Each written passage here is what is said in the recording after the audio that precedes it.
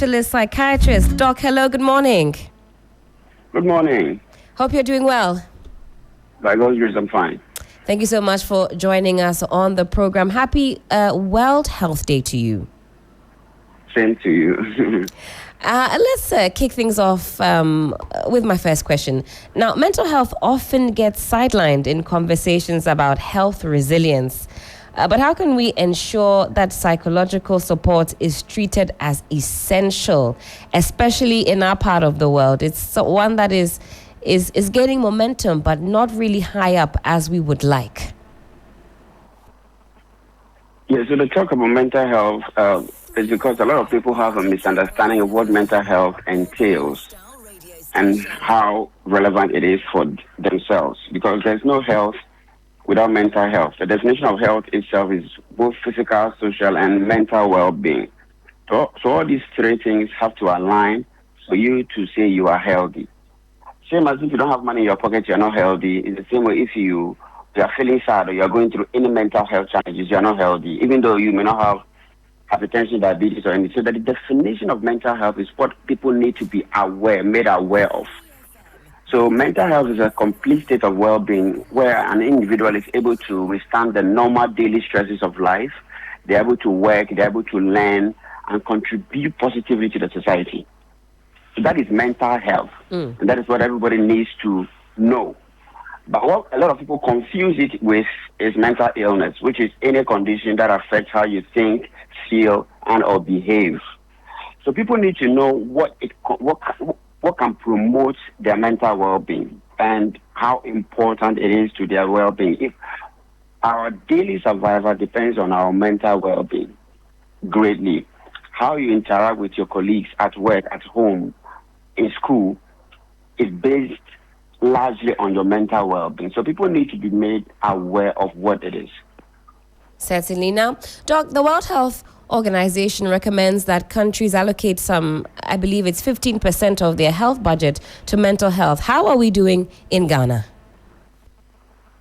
The budget attributed to mental health in Ghana is not that much. It's something that we need more of. As of now, we don't have most of our conditions on the national health insurance yet. As of now, we still need to train more professionals in the field. As of now, we don't have professionals in some of the district hospitals and the regional hospitals because there are few numbers. So there's a lot that can still be done and should be done in terms of promoting the well-being of the populace. So there's a lot that has to be done. It's just a lot of people are not even aware what this whole thing is about until they find themselves in that situation. And I dare say from top of my head that almost every family has somebody who may be going through some mental health challenge or the other. If you look at first to 10th generation, almost every family may have someone who's going through it now, who is coming out of it, or who may go into it. So the stigma is something we should preach against, because any one of us, every single individual, once you have a brain, there can be a dysfunction. Right. So anyone is at risk of developing a mental illness. So when you see somebody with a mental health challenge, it's not for you to point fingers. And what you see people on the streets, where they call them mad, that's not a medical diagnosis. That is someone who has a mental health challenge and has been left to their fate. Everybody comes from a family. So if everybody is taken care of by their family, nobody's going to end up on the streets. You see, so anyone is at risk. Every single person is at risk. And the conditions that you may know as mental health challenges may not be what it only is. Depression is commonest. Anxiety is there. We have schizophrenia. We have autism. We have dementia. It's a whole gamut of conditions that are mental disorders. So government can do a lot. There are lots of people who need help on the streets. Government can play a part. Families have to also take their responsibility into their hands and help family members as well.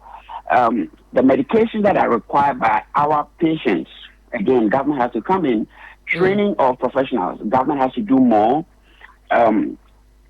facilities, and of course, more empowerment, and not forgetting the public awareness, the education from schools to corporate organizations to institutions where people are made aware what constitutes their mental health, what can promote it, and what things will fight it, the things that may likely predispose you to mental health challenges, such as maybe use of drugs, illicit drugs, illegal drugs, these hard drugs. That's one of them. There are lots of things that can...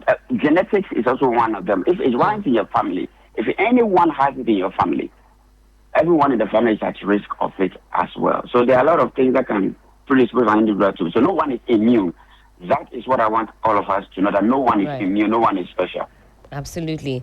Now, Doc, do we have enough mental health practitioners in the system? So, for example, psychologists, therapists, even specialist psychiatrists like yourself? There are not many, there are not enough in the system yet. The numbers, fortunately, are now growing. As the public awareness is also growing, the number of professional psychologists, psychiatrists, social workers, occupational therapists is now also growing. So hopefully in the coming years, more people are going to be attracted to the field. It's mostly because of the stigma. A lot of people shy away from the field because of the stigma that it comes with. Right. But when you are properly made aware of what the field entails, more doctors will be willing to specialize in the field.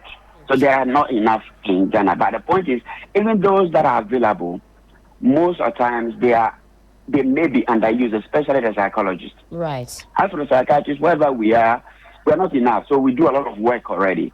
People don't even know the need for them to seek psychological help or seek psychiatric consultation. Some may not even know that what they are going through could easily be sorted out if they seek to a psychiatrist. So the numbers are not enough, coupled with the fact that there's very little public awareness. So that's where we are. And we talk about there being not enough mental health practitioners, and even for those who do complete their training, we also see that they seek to go abroad.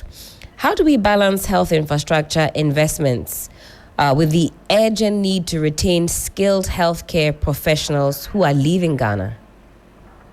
So that's the thing. It's a very sensitive topic with a brain drain. You can't force anybody to stay where he doesn't want to stay. There are pull and push factors. So the question is, why are they leaving?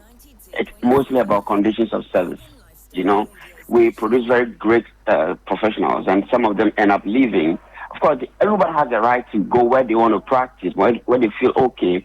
But there are reasons why most of them will leave. It's because of the conditions of service. So government will have to continue to engage with the stakeholders in the field to know what it is the professionals will want that will make them comfortable to stay. We need to have more facilities. For example, we have a psychiatric hospital. The capacity is not what it's operating it at now because there are a lot of infrastructure issues over there. Government needs to invest in the existing system and then add on more. Mental health authority is doing a lot. Government needs to support the effort by mental health authority and other, of course, Psychiatric Association of Ghana and other stakeholders. If a psychiatric hospital is resourced, Pantan is resourced, they should be able to take on more staff, be able to take on more patients. Then we hopefully build more facilities at the regional levels and then be able to staff the district hospital with psychiatrists, psychologists, mental health nurses, occupational therapists. One of the cadres of professionals, that is occupational therapists, we train quite a number in Ghana, but most of them, about 80% of them, end up leaving the country because most people are not engaged, so they end up just leaving the country. So it's about knowing why they leave so that you can retain them by providing something similar. Give them a place to work comfortably, the infrastructure and the conditions of service have to be conducive. So that's what I have to say about this topic.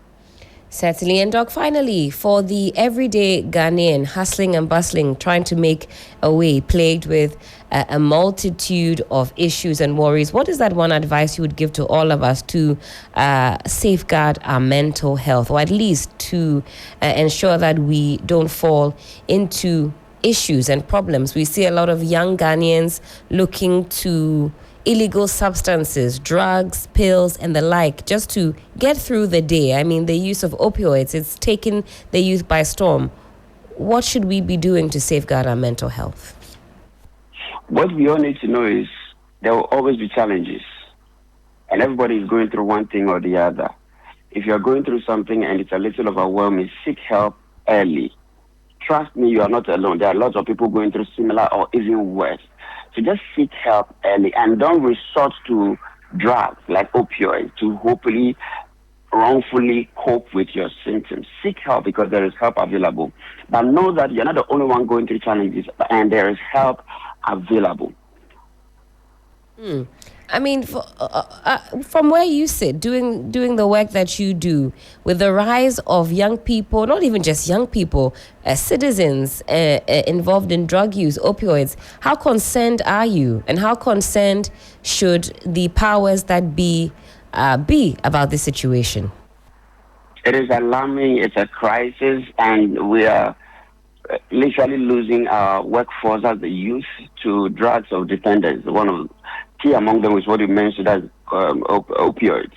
You know, the commonest that we know of is Red 225. That's a high dose That's right. tramadol formulation. Now, the reason why most of these young guys engage in these drugs of abuse is mostly because they are mostly manual laborers.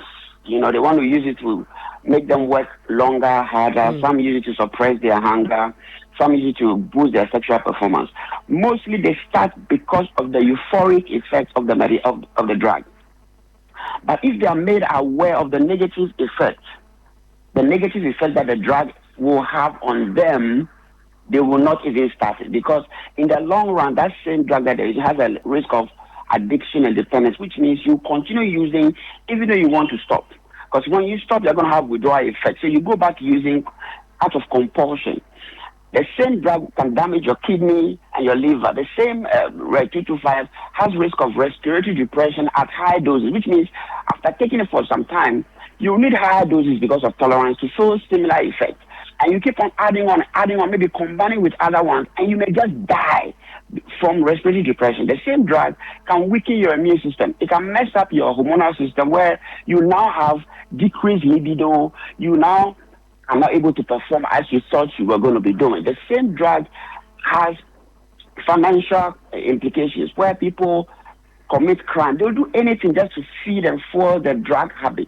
So if people are made aware of the dangers ahead, because the drug has addictive potentials, which means when you take it, there is a risk that you may likely want to take it again and again and again beyond maybe the initial reason why you took it.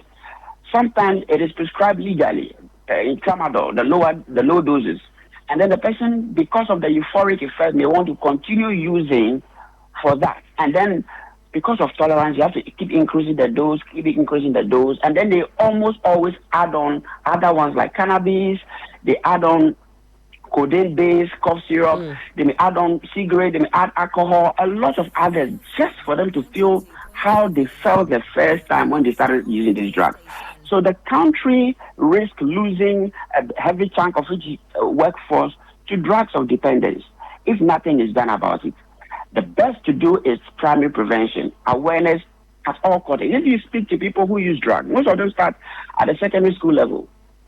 Most of them. So if education hits them at that level, and it's very important to take note why it's critical for us to have enough public education at that level, because the frontal cortex, the prefrontal cortex that helps you to make decisions, to control your impulses, to be aware, have concentration, attention, develops fully after 24 years.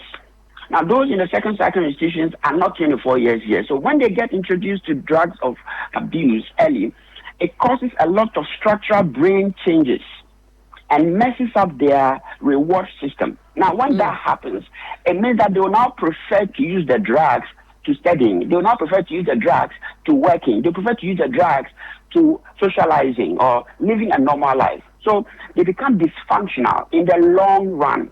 Right. So the education has to hit home so hard for everyone to know that these drugs of abuse, the ones that, for example, Red 225, it's a synthetic opioid. Now, it's specifically made in the lab to mimic what happens in nature. Now, it's a higher dose. So the more and more you keep using it, the more you are endangering your own life, your own health. And it only keeps getting worse over and over the time. It never gets better, all right? Nobody starts out to become a junkie, but it's because of how the drug works. So you end up getting hooked on it. You do anything. You steal, you even kill people just to get money for your next dose. And that is where we need to be cautious about. We are losing, the country risk losing a heavy chunk of its workforce to these drugs of abuse. Doc, thank you so much for your time this morning and for enlightening us as always. Do have a wonderful rest of the day. Thank you very much. And that was Dr. Albert Sedohia, specialist psychiatrist with the Kolubu Teaching Hospital.